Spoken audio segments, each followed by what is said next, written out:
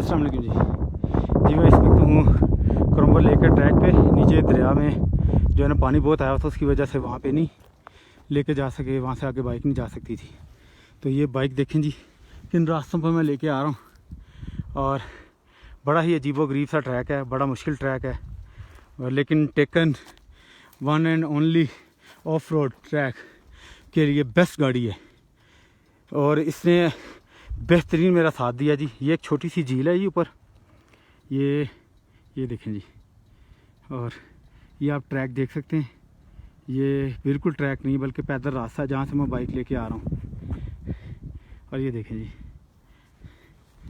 मेरा मशवरा यही है कि यहाँ आप ना जीप पे आएँ, आपको पंगे लेने की, बाइक के पंगे लेने की ज़रूरत नहीं है।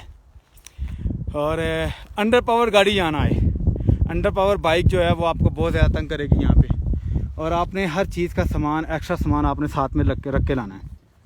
ये आप देख सकते हैं जी, मेरे पास एक्स्ट्रा लगेज है, सामान आप पीछे छोड़ के आएँ वो बेहतर है, ठीक है।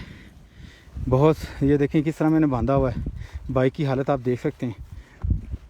बस ये याद रखें कि अंडर पावर बाइक इधर नहीं चलेगी, बड़ी बड़ी स्कीप जगह हैं। ये देखें आगे देखते हैं क्या ट्रैक बनता है कि नहीं।